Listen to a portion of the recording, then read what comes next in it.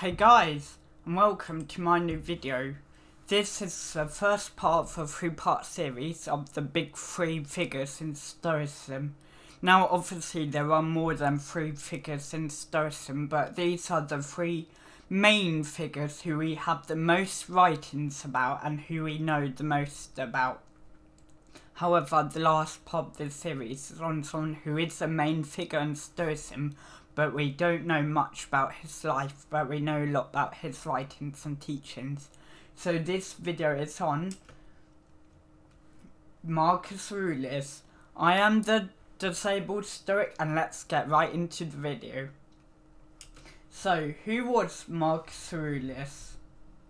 He was born on the 26th of April 121 AD as Marcus Aurelius Verus in Rome, Italy, which is where that statue is in the first slide there. He was last of the 5 good Roman emperors, which was a succession of Roman emperors who actually did good things. I think they were Nerva, Trajan, Hadrian, Antonius Pius, and then obviously lastly Marcus Aurelius. He was raised by his grandfather because his father died when he was just 3 years old. He was picked out by then Emperor Hadrian to be future Roman Emperor. But when Hadrian was close to death, Marcus was too young to be Emperor, so he made Antonius Pius, who was Marcus' uncle, to be Emperor on the condition that Pius adopt Marcus so he can succeed him. And Marcus now took the name Marcus Aurelius Aurelius Verus Caesar. It's a mouthful, I know. He reigned as emperor from 161 to 180 AD.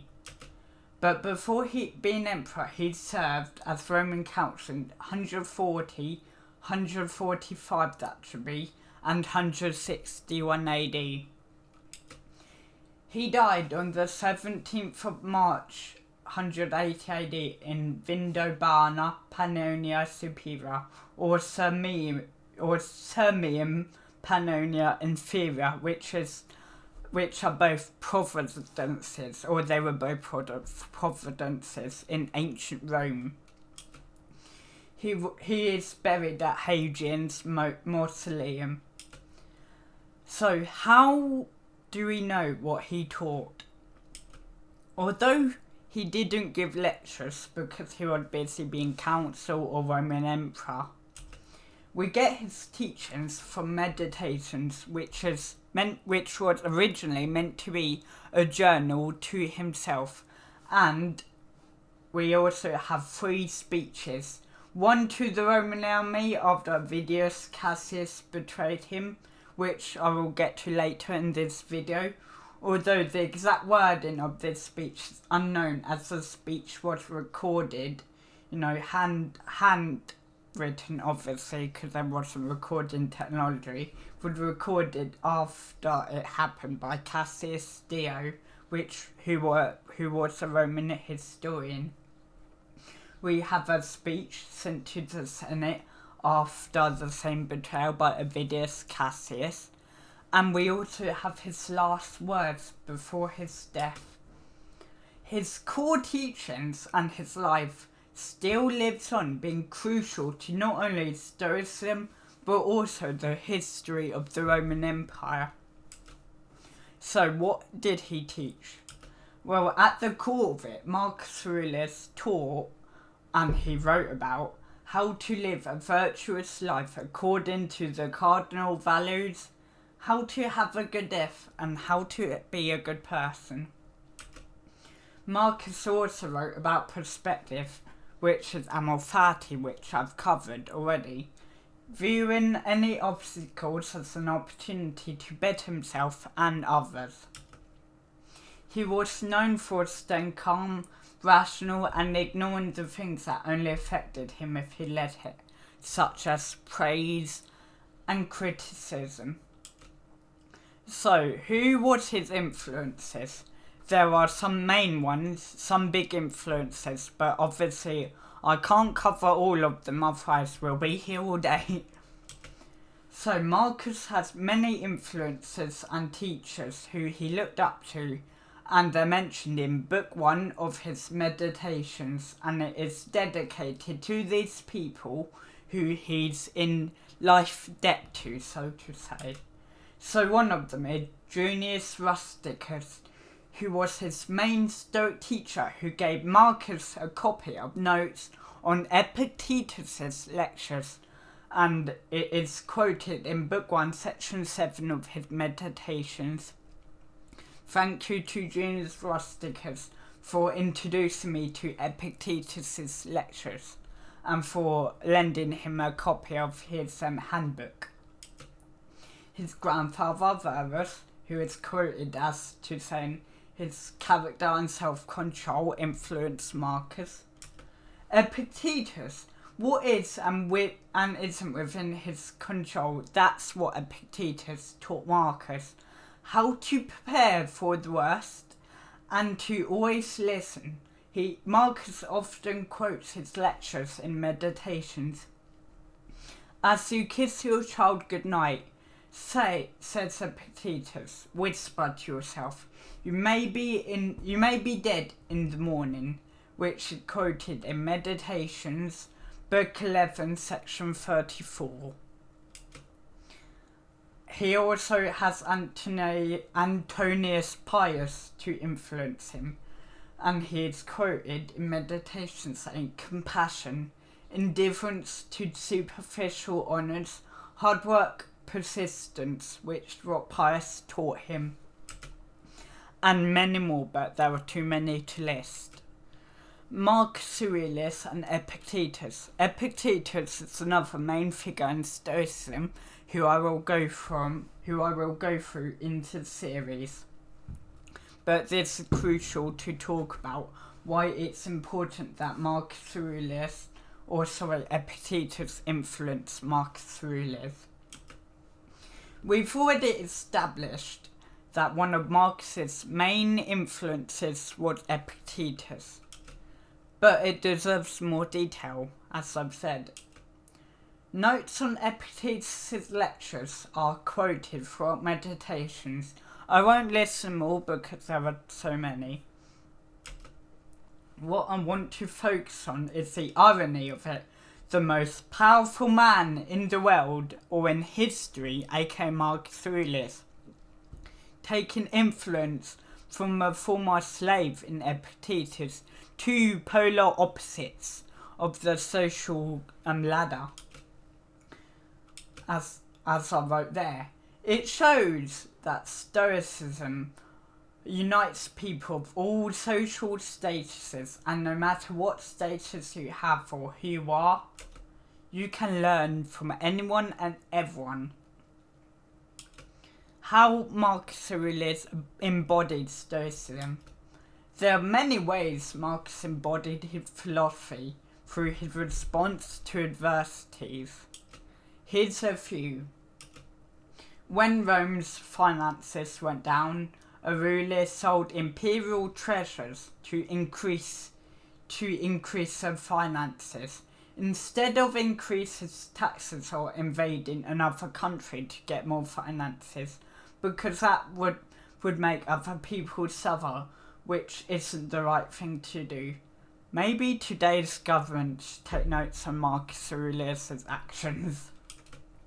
He stayed calm and collected during the Marcomannic Wars, writing his Meditations whilst on campaign, possibly to remind himself how to be a good person during those times of war and the Antonine Plague.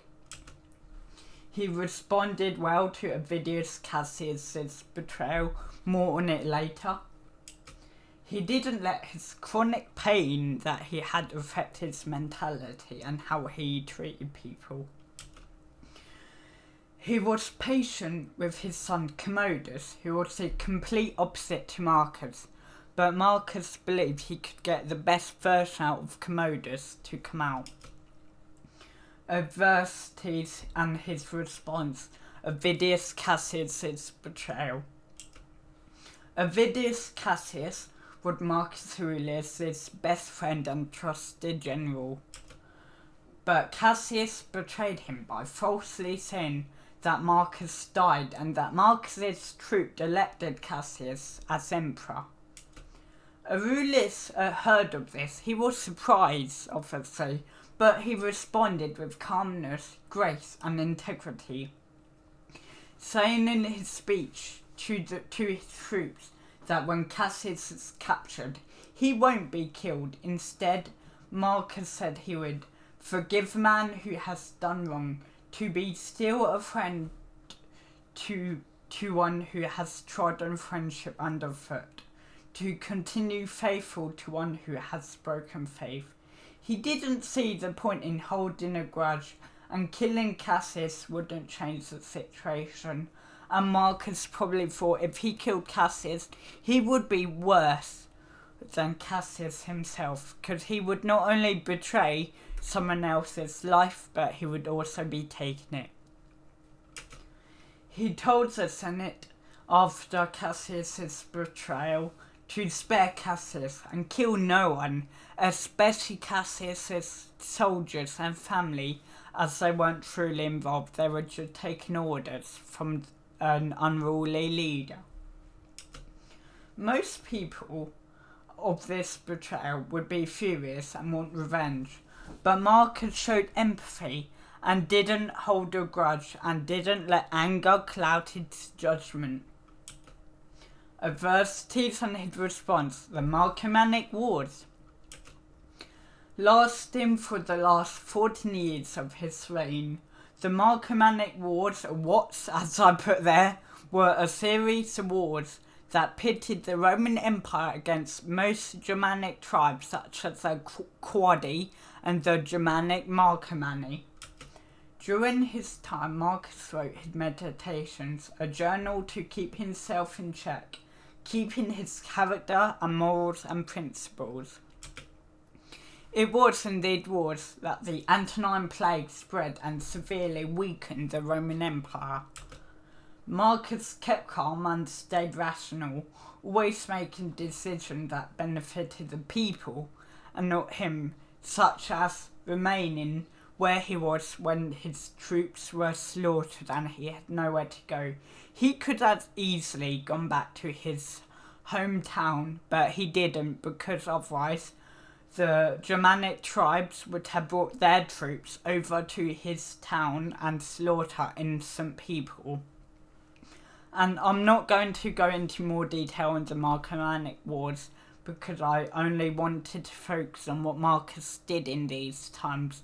This isn't a lesson on the Marcomannic Wars, it's just about what Marcus did. No need to go into details, as I've said. Commodus, Marcus Aurelius' biggest challenge. Lucius Aelius Aurelius Commodus was Marcus Aurelius' son and co-emperor from 177 to 180 AD, and then being sole emperor until his assassination in 192. I'm not going to go into detail about Commodus' reign because I just want to focus on how Marcus Aurelius and Commodus got on. Much can be said, but we're not here to talk about his whole reign. Commodus was the polar opposite to Marcus, always partying, overindulging in pleasure, killing anyone who made him angry, and he was a people pleaser. He cared so much about what people thought and said about him. The Roman historian Cassius Dio called Commodus a guiltless man who let lust and cruel habits become second nature. Marcus only let Commodus succeed him because the only other option was putting Commodus, his own son, to death, because the Senate said so. Marcus hoped that Commodus would mature in his sole reign. Marcus used Commodus' behaviour to practice patience, being patient with people who give in to life pleasures. Commodus is known as the anti-Stoic. The death of a wise man. Aurelius' death came in his military quarters in 180 AD. of unknown causes, possibly the Antonine Plague, but we're not sure.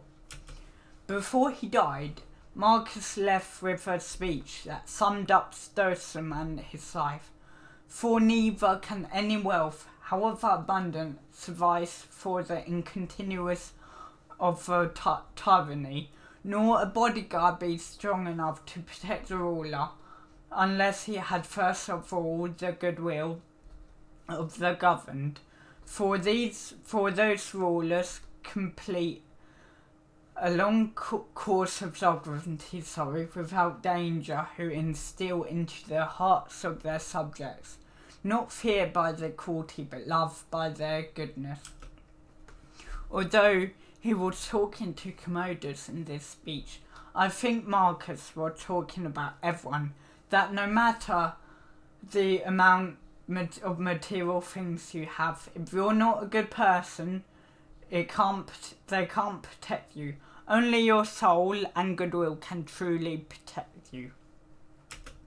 Cassius Dio writes that Marcus did not meet with the good fortune that he deserved, for he was not strong in body, and was involved in a multitude of troubles throughout practically his entire reign, and that the only thing that stopped him from being truly happy was his disappointment that his son didn't turn out to be the man Marcus wanted. But maybe Marcus truly believed that Commodus could change with enough help. He may not have died in ideal circumstances, but Marcus Aurelius died fighting, and he remained the same person and did not change in the least throughout his reign, writes Cassius Dio. Be like a Roman emperor, so preferably Marcus Aurelius, not Commodus, or definitely not Nero, but respond with events with a calm mind. Respond to events, actually, sorry, that's my bad. Understand that people won't always be up to your standard, and if you do mess up, dust yourself off and move forward like Marcus Aurelius did. So please, be like Marcus. And thank you for watching, and stay tuned for my next video, the big 3 on Seneca, and obviously, as I always say, stay stoic.